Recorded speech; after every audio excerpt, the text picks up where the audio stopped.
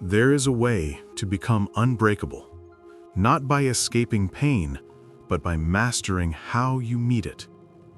The Stoics discovered it over 2,000 years ago, a hidden discipline that turns every storm, every loss, every betrayal into strength.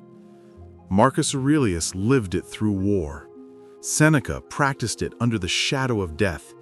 Epictetus proved it even while chained in slavery. And now, it's your turn. Because you already know how fragile peace can be. One text can ruin your morning. One failure can shatter your confidence. One unexpected loss can drain the life from your soul. You tell yourself to stay calm, but your thoughts spiral, your chest tightens, your heart races. You search for peace in the noise and never find it. What if the problem isn't the world, but your training?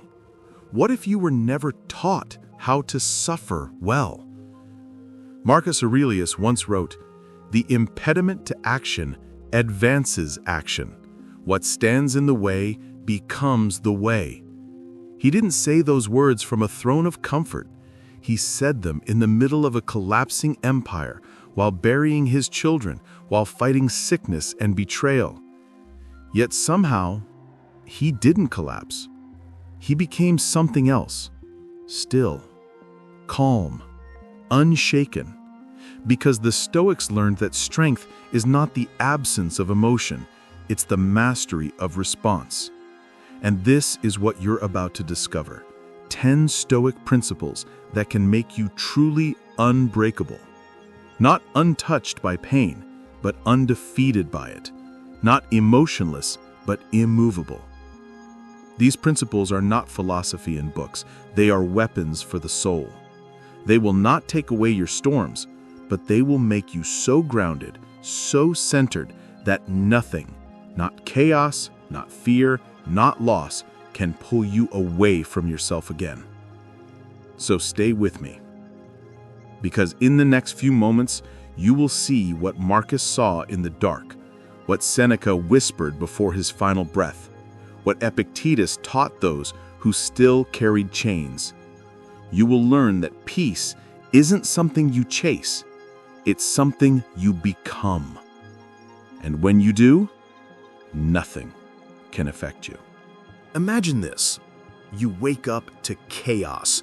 Messages flooding your phone, deadlines screaming, people disappointing you again. You try to fix everything. You try to hold the world together with your bare hands, but it keeps slipping through your fingers. And the more you fight, the more control you lose. You end up angry, anxious, exhausted, because you've been trying to command a storm that never obeyed you.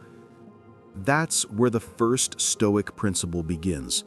Control what you can, release what you cannot. It sounds simple, almost too simple, but it's the foundation of an unbreakable mind. Epictetus said, "Some things are in our control, and others not. If you think you can control what you cannot, you will suffer." He didn't write those words in comfort.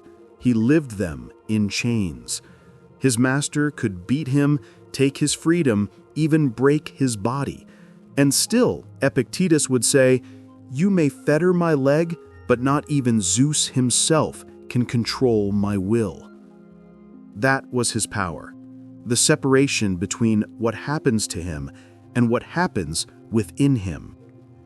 The world could shake, people could betray him, but his response, his inner world, that was his. That was sacred ground. Now, think of your own life. How much pain comes from trying to fix what you can't? You can't make people understand you. You can't stop change. You can't rewrite what already happened. But you can control what you think about it. You can choose your words, your patience, your restraint. That is where your freedom hides, not in controlling life, but in controlling yourself. Marcus Aurelius, writing by candlelight during a plague that was killing thousands, whispered to himself, "External things are not the problem. It is your judgment about them."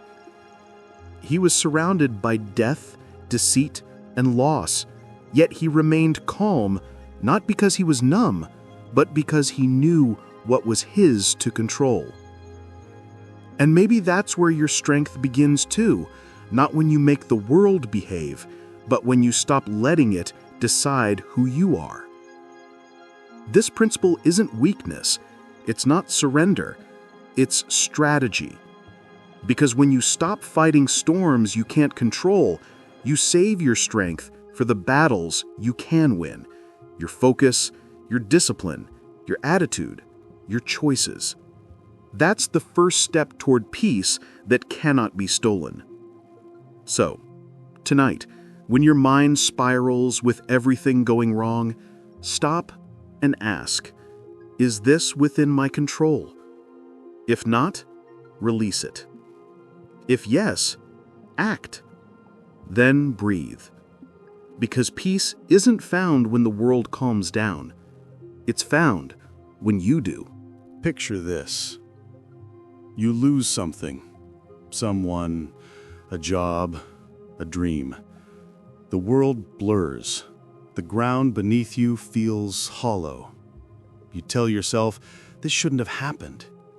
You replay it 1,000 times, thinking maybe if you had said something different, tried harder, seen the signs earlier, it would all still be okay. But life didn't ask for your permission. It just happened. This is where most people break. But for the Stoics, this is where life begins. Principle 2. Turn obstacles into strength. Marcus Aurelius wrote, "The impediment to action advances action. What stands in the way becomes the way." Those weren't poetic words. They were survival. When he wrote them, his empire was collapsing, his soldiers were dying of plague, his enemies were closing in. Yet instead of despair, he found clarity. Every obstacle to him was not a wall, it was raw material. Something to be shaped, transformed, used. Seneca said, "Fire tests gold, adversity tests the brave." He saw hardship not as cruelty, but as the universe's invitation to mastery. What others called misfortune, he called training. Because each trial exposes what you truly are. If comfort reveals nothing, pain reveals everything. And maybe that's what life has been trying to show you. Not how to avoid struggle, but how to turn it into fuel. When everything collapses, you're forced to look inward, and there, in the ruins, you find the parts of yourself that no one can take. Think about this psychologically. When you face difficulty, your brain releases cortisol. Fear, tension, the impulse to run. But the Stoics trained their minds to reinterpret those sensations. They didn't say, "I am suffering." They said, "I am being strengthened." They reframed every pain as preparation. Modern neuroscience calls it cognitive reframing. The Stoics called it philosophy. Imagine if you could live that way. If instead of asking, "Why is this happening to me?" you asked, "How can this make me better?" That single shift changes everything. Suddenly, loss becomes wisdom. Rejection becomes redirection. Pain becomes power. Because the obstacle itself isn't the problem. Your perception is. When you stop wishing for an easier path and start mastering the one you're on, life bends toward you. Every challenge becomes a forge. Every wound becomes a teacher. Every ending becomes a beginning. And maybe this is what it means to be unbreakable. Not untouched by the storm, but remade by it. So the next time the world tests you, don't curse the obstacle. Don't run from it. Look at it, name it, and whisper to yourself, as Marcus did in the dark, the obstacle is the way. There's a moment, it comes quietly, without warning, when something small breaks your calm. Someone says the wrong thing, you're insulted, ignored, misunderstood, your chest tightens, your pulse rises, your mind begins its silent war. Anger surges like fire through the veins. You rehearse comebacks, replay every word, relive the slight. You want to strike back, prove your worth, reclaim your dignity. But hours later, the storm still burns. The world has moved on, but your mind hasn't. This is how we lose peace. Not through what others do, but through what we allow ourselves to feel without mastery. The Stoics called this the first and greatest battle, the war within. Principle 3. Master your emotions before they master you. Seneca wrote, "We suffer more often in imagination than in reality." But he didn't mean imagination as fantasy. He meant the mind's ability to amplify pain, to replay it, to make it bigger than it is. He knew the mind could be both a healer and a poisoner. Anger, he said, is like a falling rock. Once it starts, it cannot be called back. Marcus Aurelius faced this too. As emperor, he was betrayed by those closest to him, plotted against by his own generals, insulted by those beneath him. Yet instead of rage, he wrote, "The best revenge is to be unlike your enemy." He understood something profound. When anger owns you, you become what you despise. You hand over your power. You lose the only thing that ever belonged to you, your mind. But Stoicism wasn't about feeling nothing. It wasn't cold detachment. It was emotional discipline. The Stoics didn't suppress emotion. They studied it, observed it, and learned how to guide it. They asked, is this emotion serving me or enslaving me? Epictetus taught his students to pause when emotion surged, to let the fire rise without letting it burn the house down. He said, if someone provokes you, remember that you are complicit in your own disturbance. It is not he who makes you angry, but your judgment of him. And think about that. Every time you get angry, anxious, jealous, or afraid, it's not the event itself, it's your interpretation of it. Someone cuts you off in traffic, you decide it's disrespect. Someone ignores your message, you decide it's rejection. Life changes direction, you decide it's loss. You can't control the event, but you can always rewrite the story. Modern neuroscience confirms this ancient truth. When emotions rise, the amygdala, the brain's fear center, hijacks your logic. But by taking a breath, by pausing, by questioning the thought before reacting, you shift control back to the prefrontal cortex, the seat of reason. In other words, what Stoics practiced as discipline, modern science calls emotional regulation. And maybe that's the real mark of strength, not to feel nothing, but to feel deeply without being ruled by it. To let anger visit, but not let it stay. To feel sadness without surrendering to despair. To experience fear, but still move forward. Because emotion is not your enemy, it's energy. And energy can destroy you or build you depending on who's in control. So when the next wave comes, and it will, don't fight it blindly. Don't run from it. Watch it. Breathe through it. Ask, what is this trying to teach me? Because emotion, when mastered, becomes your compass, not your chain. Marcus wrote, you have power over your mind, not outside events. Realize this, and you will find strength. It's one of the most misunderstood lines in all philosophy. He wasn't talking about apathy. He was talking about freedom, the kind that can't be taken, no matter the chaos around you.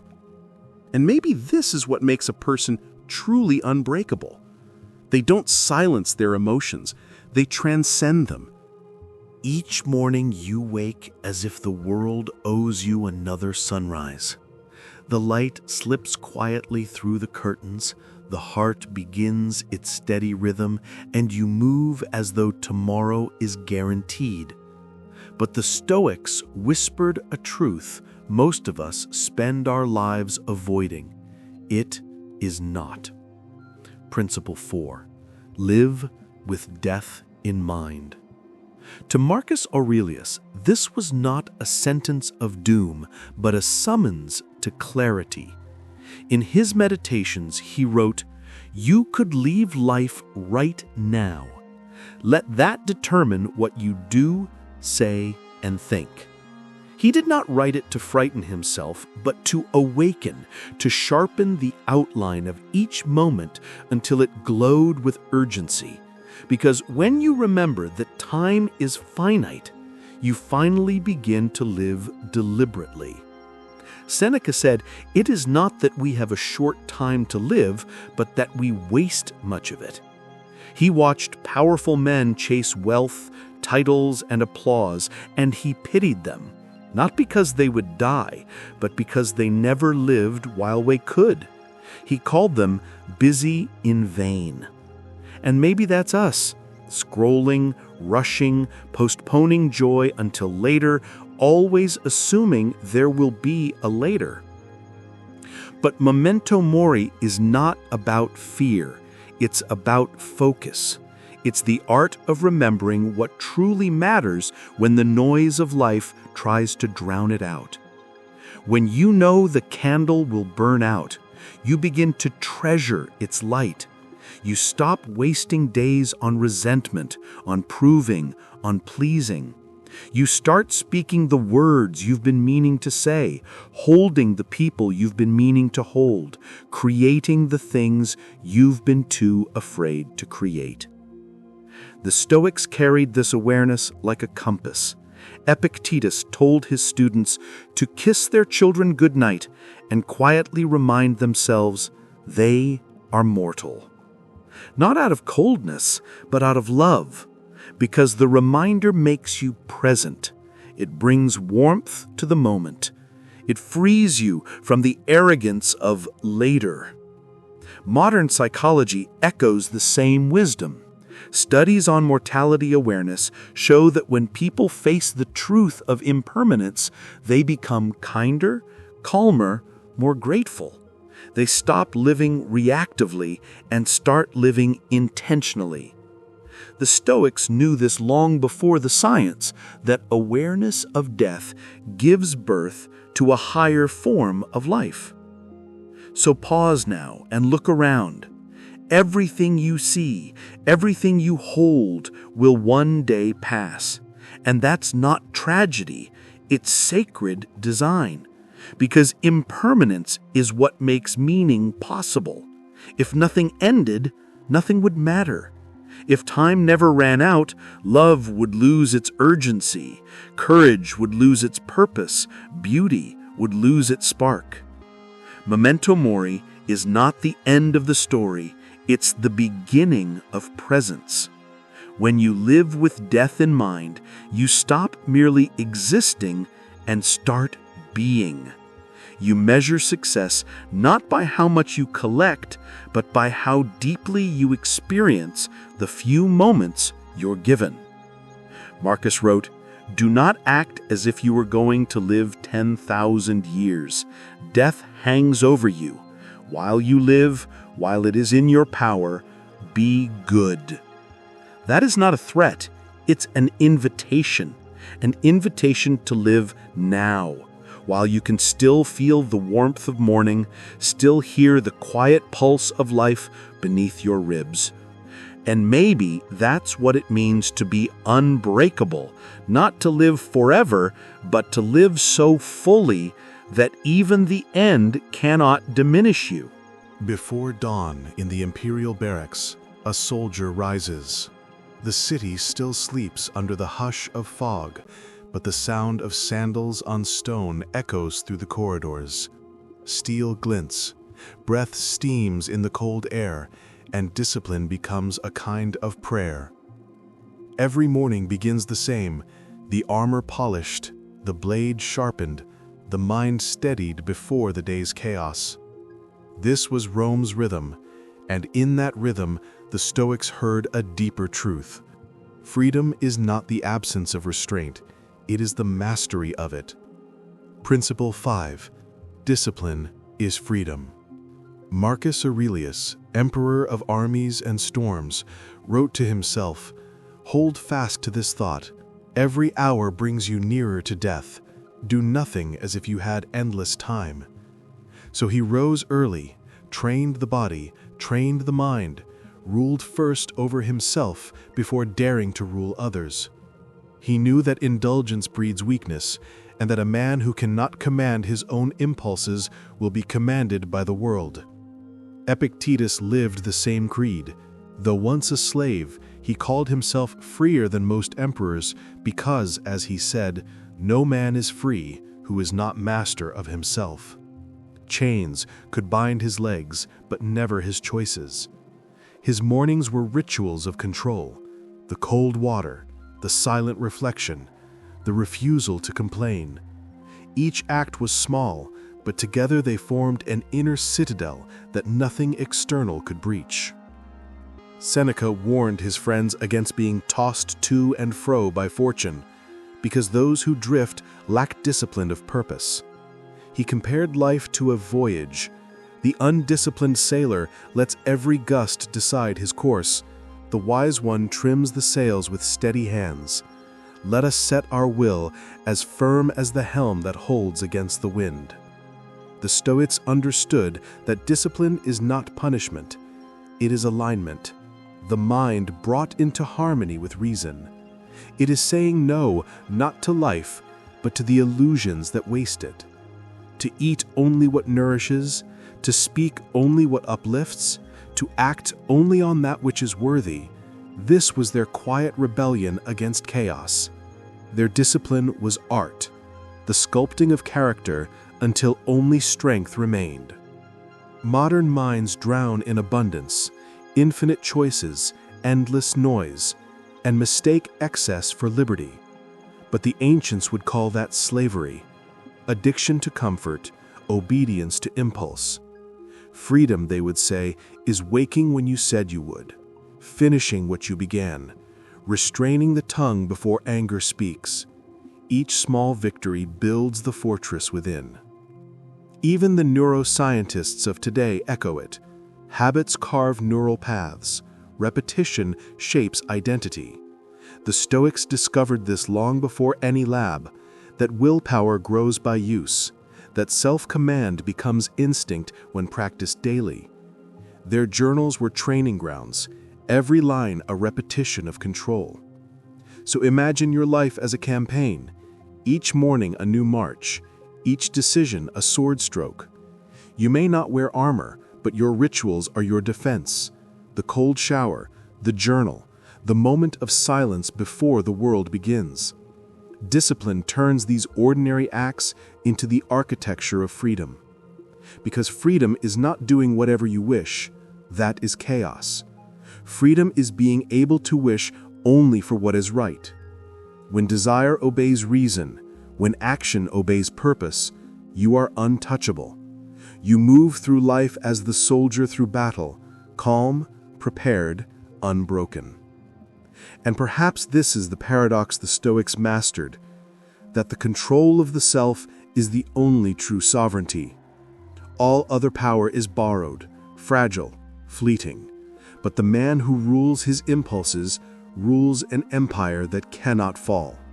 The greatest battles in Rome were not fought with swords, but with thoughts. Before a soldier ever faced the enemy, he had already faced himself. His fear, his anger, his doubt, his imagination painting disasters that had not yet happened. Marcus Aurelius wrote, "Your mind will take the shape of what you frequently hold in thought." This was not poetry, it was strategy, a commandment for survival. The Stoics believed our thoughts are architects, They build the reality we walk inside. Everything begins in that quiet space behind the eyes. We suffer not from events, but from the judgments we attach to them. The storm outside is nothing.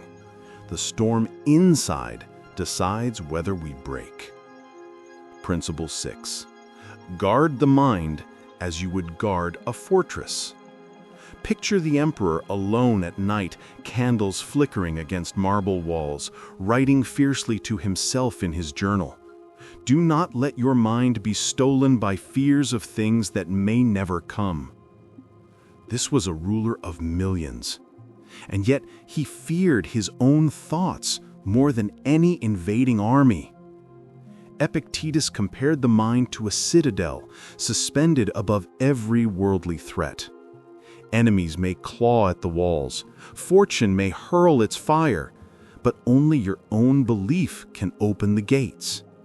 No one can harm you unless you consent to be harmed. That was the first solution. Do not grant your thoughts the authority to wound you. You are the author of meaning, not circumstance. Seneca warned, "We suffer more often in imagination than in reality." He saw anxiety as a thief, stealing peace from the present by living in a future that does not exist. He taught his students to pause and ask, "Is this fear a fact? Or is it a story I'm choosing?" To the Stoics, thought discipline was not denial. It was precision. It was refusing to bow to illusions. It was choosing which inner voices deserved your attention. Because every belief we allow inside becomes a soldier in our army, or an enemy within our walls. Modern science now confirms what Stoics lived by instinct. Neurons that fire together wire together. Think a thought enough times and it becomes a belief. Believe something long enough and it becomes your identity. Identity shapes action. Actions shape destiny. So thought is destiny in its earliest form. Today our enemies are invisible. The scroll of comparison, the whisper of insecurity, the constant noise that tells us we are not enough. But the Stoic would take these challenges as training. Every negative thought becomes a test. Will I obey it or challenge it? This was their second solution. Intercept the thought before it becomes a command. Don't allow the mind to run wild like a soldier who has abandoned his post. Cognitive scientists call this metacognition, the ability to think about your thoughts. The Stoics simply called it reason. In the bathhouses of Rome, philosophers would debate, is anger a force from the gods or a choice dressed as a reflex?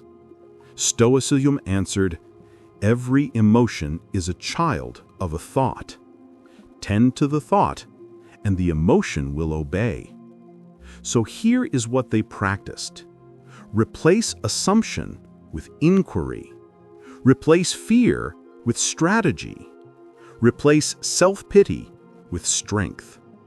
Replace distraction with focus. They knew the mind left unguarded becomes its own tyrant, dictating suffering with every undisciplined thought.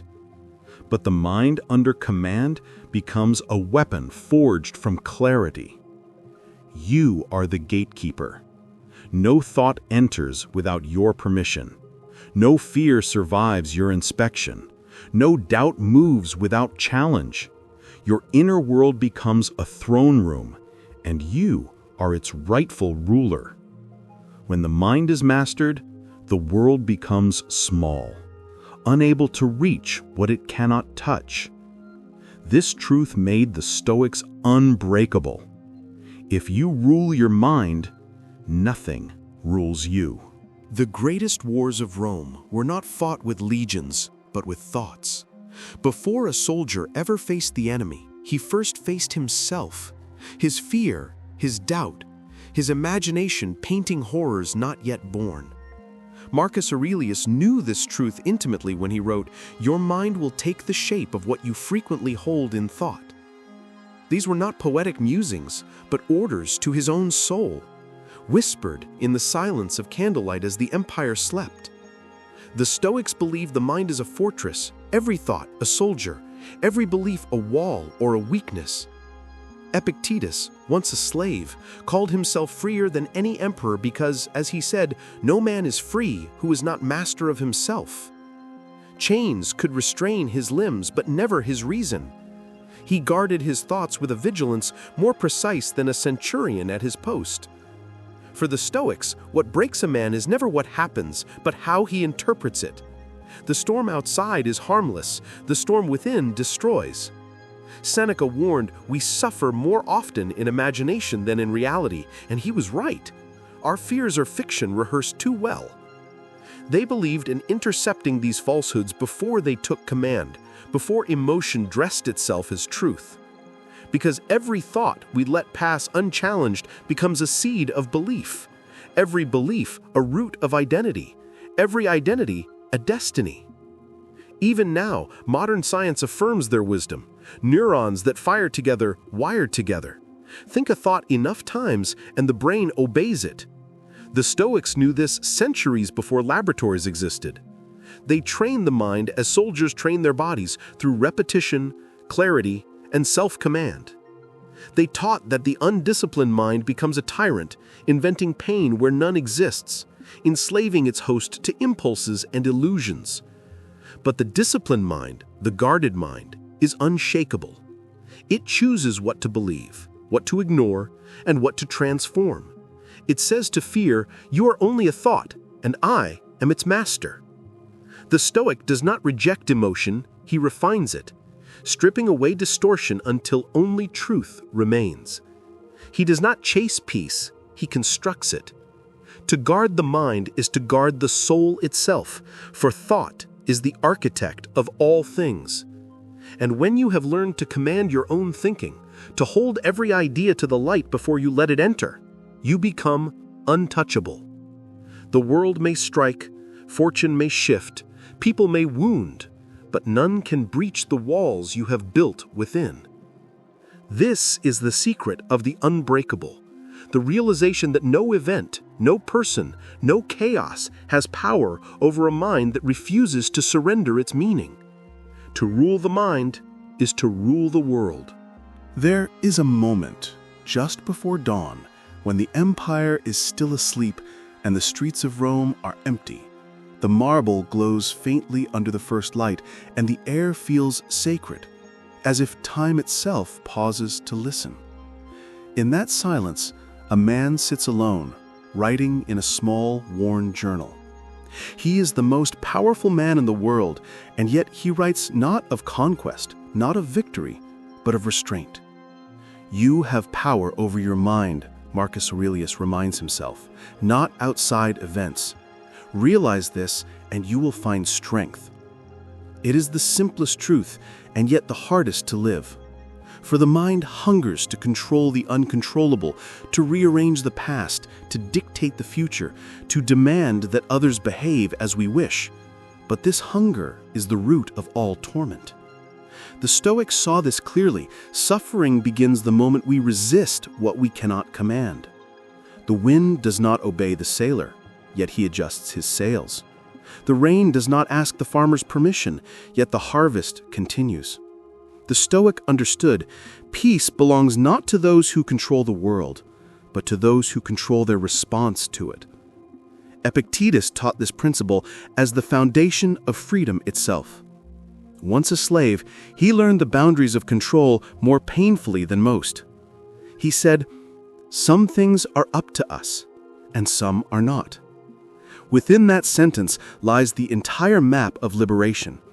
He could not command his master's cruelty, nor the body that bore his scars. But he could govern his thoughts, his choices, his dignity. And in that mastery, he discovered an empire no man could take.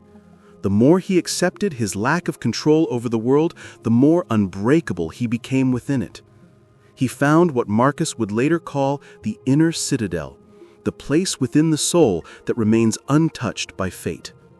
That is where strength lives, not in domination, but in surrender to what is. Seneca too warned against the madness of trying to control life's currents. Fate leads the willing and drags the unwilling, he wrote. He meant that destiny, nature, the unfolding of the world all move according to their own rhythm. The wise man aligns with it. The fool resists and breaks. The Stoic does not beg the storm to cease. He learns to stand in the rain. He does not curse misfortune. He studies it, learns from it, and uses it as training. To them, every difficulty was a forge, every loss a test, every inconvenience an invitation to practice mastery. They saw adversity as the sculptor that refines character. What stands in the way becomes the way, Marcus wrote. Each obstacle was not an interruption of life, but life itself, the raw material of growth. Modern minds still chase the illusion of control, refreshing the news, fearing tomorrow's economy, craving the approval of strangers. We spend our days trying to control outcomes that were never ours to hold.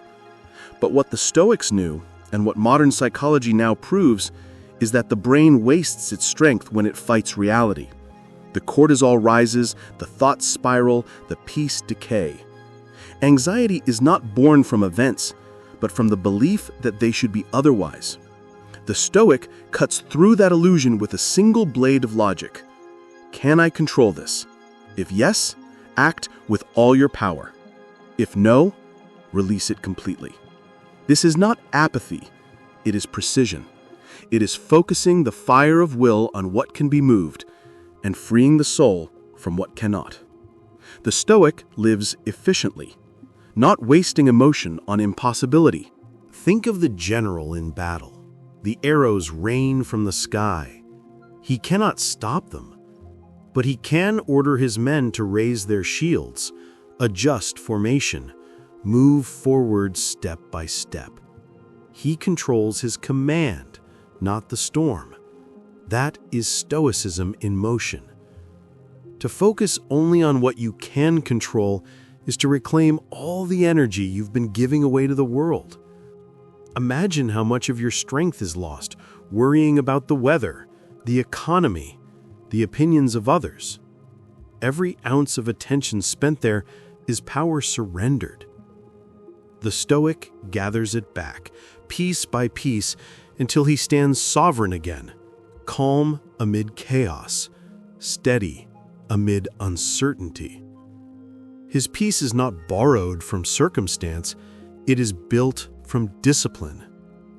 This is the third and final solution the Stoics offer in the war against turmoil: the discipline of surrender. To let go is not weakness, it is clarity.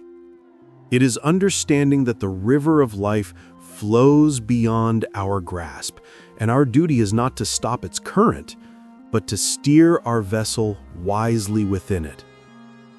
The modern man resists everything and finds himself exhausted. The Stoic accepts what is, not with passivity, but with purpose. He asks, "What can I do right now with what I have, where I am?" And he acts, not perfectly, but consciously. He adapts to the inevitable, not as a victim, but as a strategist.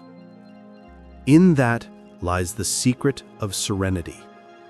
When you cease demanding that the universe obey you, you discover the freedom to move with it.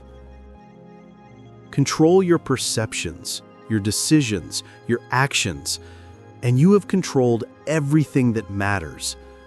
The rest is noise, wind, and shadow. The Stoic gathers it back, piece by piece, until he stands sovereign again, calm amid chaos, steady amid uncertainty. His peace is not borrowed from circumstance, it is built from discipline. When you master the art of focusing only on what you can control, you become invincible. Not because nothing touches you, but because nothing can sway you from your path. The world will roar, fortune will turn, but your center will hold. Like the Roman emperor writing by candlelight, your peace will no longer depend on the silence of the night, but on the steadiness of your own mind. There is a peculiar silence that follows pain. Not the absence of sound, but the stillness of the soul trying to make sense of its own wound. In that silence, we meet ourselves without illusion. The Stoics knew this silence well. They did not run from it, they entered it. Marcus Aurelius wrote, "The impediment to action advances action. What stands in the way becomes the way." Those words were not crafted in comfort, but carved from exhaustion. Written by a man who buried his children, who led armies through plagues, who ruled an empire that never stopped breaking. Yet he never cursed the pain. He studied it, shaped it, and transformed it into strength. This is the essence of Stoic alchemy, to transmute suffering into virtue. They believed pain was not a punishment, but a teacher disguised in hardship. To a Stoic, every difficulty is an invitation to cultivate something indestructible inside you: patience, resilience, wisdom, compassion. Seneca once wrote, "Fire tests gold, adversity tests the brave." He meant that the universe refines us through trial, the way a blacksmith tempers steel, each blow shaping us into what we were meant to be. The weak man sees pain as an enemy. The wise man sees it as his master craftsman. Imagine Epictetus limping through the streets of Nicopolis, his leg broken years before by a master's cruelty. He never sought revenge, never asked for pity. Instead, he said, "I must die, but must I die groaning?" That was his rebellion, not against pain, but against surrender to it. He could not control the injury, but he could control the meaning it held. He refused to let pain dictate who he was. In that defiance, he became freer than the men who once chained him. That is the Stoic way, to meet pain with awareness, to stare it in the face and ask, "What can I learn here? What strength is this suffering trying to give me?" Modern science now echoes this ancient insight, that growth often hides inside stress, that the human mind adapts through struggle, that post-traumatic growth is as real as the wound itself. The Stoics had no laboratories, only life, yet they practiced this psychology long before it had a name. They understood something the world still forgets. Pain is not what destroys you. Resistance to it does. The more we fight reality, the sharper its edges cut. But when we accept it, not as resignation, but as raw material for creation, we begin to shape meaning out of agony. The Stoics called this amor fati, the love of fate, to love not only the easy moments, but the unbearable ones. To look at your suffering and say, "Yes, this too is mine, and it will serve me." It is a radical love, not sentimental, but sacred. The choice to embrace life in its entirety, light and shadow, joy and grief, gain and loss. When you love your fate, you disarm it. When you bless your pain, it transforms from poison to medicine. Seneca once reminded a grieving friend, "No man is more unhappy than he who never faces adversity, for he is not permitted to prove himself." The Stoics did not chase comfort, they distrusted it. Comfort dulls the soul, pain awakens it. Every scar is a lesson carved in the language of endurance. The Stoic learns to thank his scars, for they are evidence that he has lived, fought, and endured. To flinch from pain is to reject life itself. To welcome it is to participate in the eternal process of becoming. The Stoics turned pain into a workshop, a sacred space where weakness is melted down and reshaped into fortitude. Each hardship becomes a rehearsal for greatness, each loss a doorway to deeper wisdom. In modern times, we are taught to escape pain, to numb it, to outrun it, to drown it in distraction. But the Stoic sits with it. He breathes through it. He lets it speak. Because he knows that every sorrow, if faced bravely, carries a hidden gift, understanding. When grief strips away all illusions, what remains is the truth of who you are. And in that truth lies immense power. The realization that no suffering can touch the part of you that chooses meaning. That part of you, the will, the reason, the inner flame, is untouchable. The Stoic does not say, "I do not feel pain." He says, "I feel it fully, but it cannot own me." That is the transformation. Pain ceases to be a master and becomes a messenger. So when the world wounds you, when the betrayal cuts deep, when loss hollows your chest, when failure whispers that you are not enough, remember the words of Aurelius. If it is endurable, then endure it. If not, then stop complaining. The end will soon come. The Stoic sees no tragedy in endurance, only an opportunity to exercise his greatest power, the ability to choose his response. Every pain endured with grace is a step toward transcendence. You are not your suffering. You are the consciousness that transforms it into strength. Like iron through flame, you are refined, not ruined. Pain to the Stoic is not the end of peace. It is the beginning of power. Principle 9. Embrace mortality, the power of memento mori. At the end of every empire, there is silence. The banners fall, the fires fade, and the echo of footsteps disappears into dust. Rome itself, that indestructible city, learned what every human must. Everything ends. Even the stones that once bore the weight of gods crumble in time. Marcus Aurelius knew this. Each morning, he reminded himself that he was mortal, writing, "You could leave life right now. Let that determine what you do, say, and think." These words were not written in despair, but in awakening. To the Stoics, death was not an enemy. It was the mirror that gave life its shape. Memento mori, remember that you will die. Not to fear, but to live more fiercely. For how can one truly live if he hides from the truth that life is fleeting?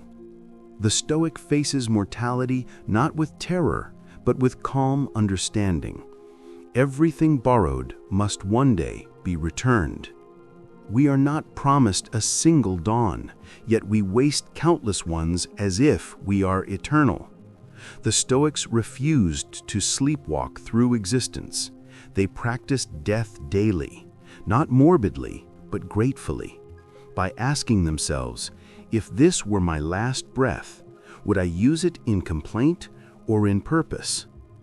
They saw time as the most precious currency, more valuable than gold, because it can never be earned twice. Seneca wrote, "It is not that we have a short time to live, but that we waste much of it." He warned that people guard their possessions, yet squander their hours. They fear poverty, but not idleness. They count their coins, but not their moments. The Stoic, by contrast, measures wealth not in possessions, but in presence. Each day lived with intention is a victory over death itself. Every moment of awareness, every act done with virtue, every thought chosen with clarity, these are small eternities hidden in the ordinary. They are the proof that even in a brief life, greatness is possible. To remember death, then, is not to grieve, it is to awaken. When you live as if time were short, you stop pretending, stop delaying, stop waiting for the perfect day. You realize there are no ordinary days. There is only this breath, this sunrise, this chance to live in accordance with nature and reason. And in that realization, you discover peace. Epictetus taught that we should kiss our loved ones with the awareness that they are mortal, that we are mortal. It sounds cruel, but it is love in its purest form. Love without illusion. To love knowing loss is inevitable is the only way to love completely. For the Stoics, memento mori was the gateway to gratitude, to see every smile, every word, every hardship as temporary and therefore infinitely precious. Death does not rob life of meaning, it gives it meaning. Without an ending, there is no urgency to be kind, no reason to be brave, no need to cherish what we have. Mortality is not the darkness that consumes light, it is the shadow that allows light to exist. It teaches the Stoic to stand humbly between both, to live without attachment, to act without fear. And so, this is the final and greatest principle, the one that gathers all others into itself. For what is discipline if not preparation for the moment death comes and finds you ready? What is control if not serenity in the face of fate? What is the mastery of thought if not peace amid the chaos of impermanence? What is the transformation of pain if not the acceptance that all things pass? The Stoic does not chase immortality. He earns tranquility. His goal is not to escape death, but to meet it without trembling, to greet it as an old friend who has waited patiently. When you understand that death is only the continuation of nature's rhythm, you no longer cling to life, you participate in it fully. You stop counting the years and start counting the moments lived well. In the end, the Stoics remind us you are not in control of how long you live, but only how deeply. You cannot choose the length of your story, but you can choose its meaning. When the final breath comes, as it must for emperor and beggar alike, let it find you unafraid, awake, and grateful. For the one who has mastered himself, death holds no power. His peace is already eternal, his strength already unbreakable. He has learned what it truly means to be free. And so, when the world grows silent and the last light fades from the marble of time, the Stoic remains. Not as flesh, but as a truth whispered across centuries. Nothing can affect the one who has made peace with all things.